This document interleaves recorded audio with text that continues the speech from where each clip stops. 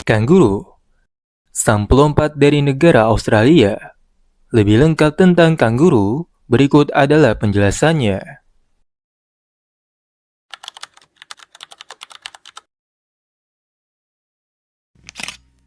Kanguru adalah hewan marsupial dari subfamili Macropodinae, yaitu Macropoda yang berarti berkaki besar.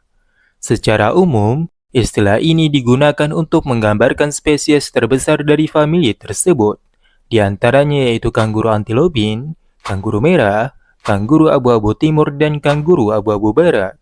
Selain itu, terdapat sekitar 50 makropoda yang lebih kecil yang berkerabat dekat dengan kanguru dalam famili Macropodidae. Salah satu di antaranya yaitu termasuk waleru dan wallaby.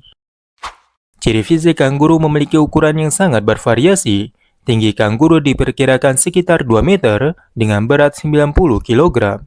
Sedangkan ukuran terkecilnya dengan berat 1,6 kg dengan panjang tubuh sekitar 45 cm. Kanguru memiliki kaki yang besar dan kuat yang dapat beradaptasi untuk bergerak melompat dari satu tempat ke tempat lain. Hal tersebut telah menjadikannya sebagai alat penggerak utama untuk berjalan. Dengan memiliki ekor yang panjang dan berotot dan mempunyai kepala yang kecil, hal tersebut juga telah menjaga keseimbangannya ketika hendak melompat. Dengan lompatan yang nyaman bagi kanguru merah adalah sekitar 20 hingga 25 km per jam. Tetapi kecepatan hingga 70 km per jam dapat dicapai dalam jarak pendek. Sementara itu, dapat mempertahankan kecepatan 40 km per jam selama hampir 2 km. Selain itu, menyentuh hidung dan mengendus merupakan cara mereka berinteraksi. Hal tersebut bertujuan untuk mendapatkan informasi dari isyarat bau yang ia terima. Itu dilakukan apabila seekor individu hendak bergabung ke dalam sebuah kelompok. Karena sebagian kanguru hidup dalam berkelompok, hal itu juga dilakukan untuk memberikan perlindungan bagi beberapa anggota kelompok yang lemah. Selain itu, kanguru juga bersifat nokturnal dan krepuskular, yang berarti mereka lebih aktif pada waktu malam hari dan juga aktif pada waktu senja dan fajar.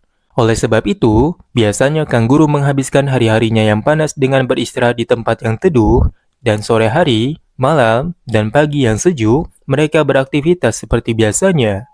Dan spesies kanguru yang berbeda memiliki pola makan yang berbeda juga, meskipun semuanya termasuk ke dalam kategori hewan herbivora, yang dimana tanaman atau tumbuhan menjadi sumber utama makanan mereka. Pada tahun 2019, pemerintah Australia memperkirakan bahwa 42,8 juta populasi kanguru hidup di bawah panen komersial Australia. Selain itu, umur kanguru yaitu sekitar 6 tahun bila hidup di alam liar, dan dapat hidup sekitar 20 tahun bila hidup di penangkaran. Itu dapat bervariasi tergantung pada spesiesnya. Selain itu, kanguru bisa dikatakan melimpah, walaupun ada yang beranggapan sebaliknya. Dan spesies yang lebih kecil justru mengalami kelangkaan dan menghadapi ancaman kepunahan. Karena kanguru besar telah beradaptasi jauh lebih baik daripada makropoda lain yang lebih kecil, yaitu terhadap pembukaan lahan untuk pertanian pastoral dan perubahan habitat yang dibawa manusia ke lanskap Australia.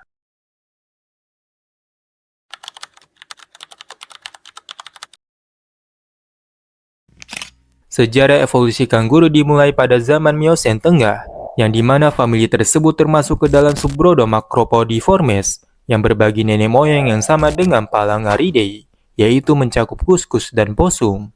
Nenek moyang ini kemungkinan besar hidup secara arboreal, yang berarti hidup di pepohonan di hutan luas yang menutupi sebagian besar Australia pada masa itu, saat iklim jauh lebih basah, yang dimana mereka makan daun dan batang.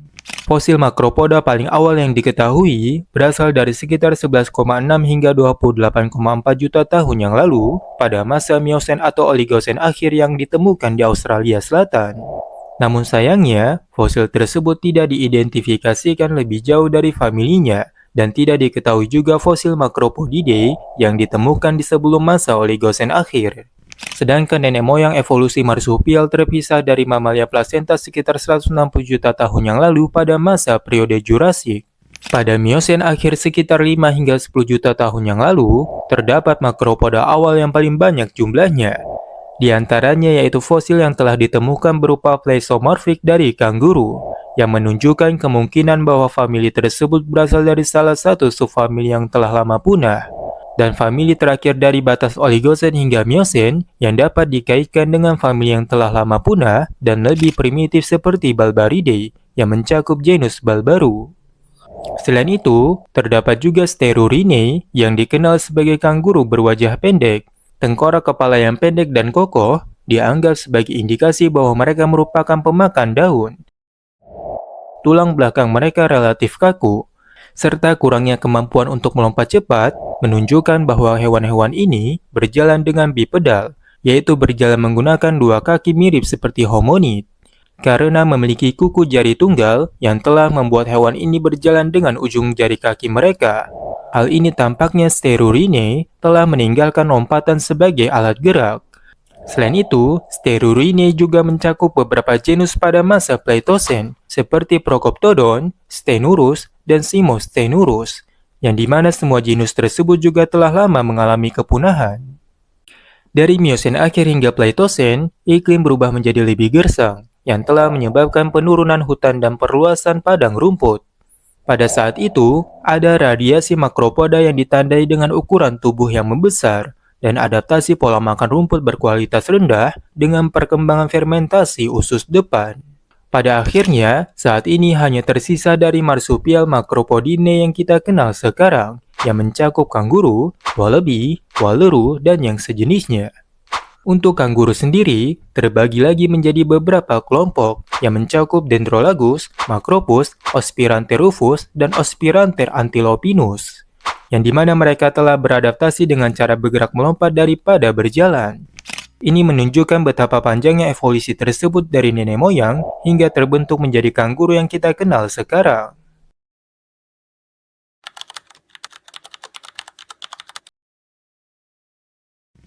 Nama kanguru berasal dari kata ganguru dalam bahasa Gugu Yimithir yang memiliki arti saya tidak tahu atau saya tidak mengerti.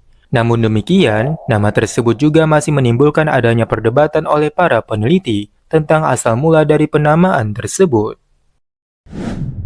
Ada beberapa sebutan untuk para kanguru, seperti kanguru jantan disebut buck, boomer, old man atau jack, sedangkan kanguru betina disebut doe, flyer atau jill, dan kanguru muda disebut sebagai joey.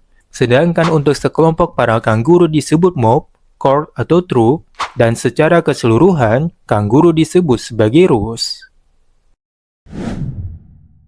Seperti yang sudah disebutkan sebelumnya, bahwa kanguru terbagi menjadi beberapa spesies. Seperti spesies terbesar dalam famili ini disebut sebagai kanguru, dan yang terkecil umumnya disebut wallaby, sedangkan istilah waleru merujuk kepada spesies dengan ukuran sedang. Dari ketiga istilah tersebut, merujuk kepada famili taksonomi yang sama yaitu Macropodidae.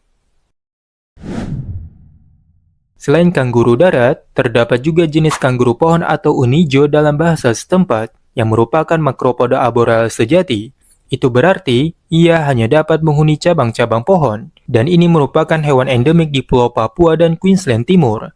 Di Pulau Papua, terdapat sekitar 14 jenis kanguru pohon, dan semua jenis tersebut dianggap terancam punah, disebabkan oleh perusakan habitat dan pemburuan. Jika terdapat spesies kanguru yang menjadikan pepohonan sebagai tempat kehidupannya, ada juga spesies wallaby yang menjadikan bebatuan sebagai tempat habitatnya. Spesies itu ialah wallaby batu, sesuai dengan namanya, yang dimana tumpukan batu besar dan tebing berbatu telah menjadi habitatnya. Hal itu juga layaknya benteng pertahanan sebagai tempat perlindungan untuk terhindar dari predator. Selain itu, terdapat spesies kanguru tikus gurun yang merupakan marsupial kecil yang endemik di gurun Australia Tengah. Mereka membuat liang di pasir sebagai tempat perlindungan dan tempat tinggal mereka. Namun sayangnya, jenis spesies ini telah lama punah. Dikenal dengan kecepatan dan ketangguhannya, bukan berarti kanguru tidak memiliki predator alami. Beberapa predator alami seperti harimau Tasmania, yang oleh para ahli paleontologi dianggap pernah menjadi predator alami utama kanguru. Namun sayangnya, predator tersebut telah lama punah. Begitu juga dengan predator lainnya yang telah lama punah, termasuk singa marsupial, megalania, dan wonambi. Seperti kebanyakan marsupial lainnya, kanguru betina memiliki kantong yang disebut marsupium, tempat di mana bayi-bayi mungil menyelesaikan masa perkembangannya. dan biasanya hanya ada satu anak yang lahir pada satu waktu. Jenis kanguru merah dapat melakukan pengasuhan yang disebut dengan alloparental care, yaitu di mana seekor betina dapat mengadopsi anak dari betina lain. Hal ini sangat umum terjadi pada hewan lain seperti gajah, monyet, serigala, dan yang lainnya. Hal unik lainnya dari kanguru ialah, pada musim kemarau tiba, para penjantan tidak akan menghasilkan sperma, sedangkan betina hanya akan hamil jika curah hujan cukup untuk menghasilkan banyak vegetasi. Selain itu, kanguru dapat melakukan diapause embrionik, yaitu seekor betina mampu melakukan penundaan bayi mereka sampai anak kanguru yang sebelumnya mampu meninggalkan kantong. Jumlah populasi kanguru 2 kali lipat melebihi jumlah populasi penduduk Australia. Jika diukur pada rentan waktu yang sama, maka jumlah populasi kanguru pada tahun 2019 sekitar 42,8 juta ekor, sedangkan jumlah populasi penduduk Australia sekitar 25,5 juta jiwa. Kanguru selalu menjadi hewan yang sangat penting bagi penduduk aborigin Australia karena daging, kulit, tulang, dan uratnya. Dan kulit kanguru juga terkadang digunakan sebagai rekreasi, khususnya terdapat catatan tentang permainan sepak bola tradisional mangrove. Istilah itu berasal dari bahasa Woi Wurrung yang berarti bola dan permainan. Permainan itu dimainkan dalam pertemuan atau perayaan yang terkadang dimainkan lebih dari 100 pemain. Pada kenyataannya, kanguru boleh diburu, dengan pengecualian bahwa pemburuan tersebut hanya berlaku pada zona panen yang telah ditentukan untuk memastikan keberlanjutan populasi. Namun, jika jumlahnya sudah mendekati batas minimum, maka zona tersebut akan ditutup hingga populasi kembali pulih. Selain itu, kanguru hanya dapat diburu oleh penembak berlisensi resmi yang telah diatur oleh Undang-Undang Hukum Negara. Sebagai informasi tambahan, bahwa daging kanguru banyak diekspor di beberapa negara di seluruh dunia. Namun, dalam beberapa kepercayaan agama, bahwa daging ini dianggap tidak halal menurut Alkitab orang Yahudi atau Advent. Sedangkan daging kanguru dianggap halal menurut Islam, karena kanguru termasuk ke dalam kategori hewan herbivora.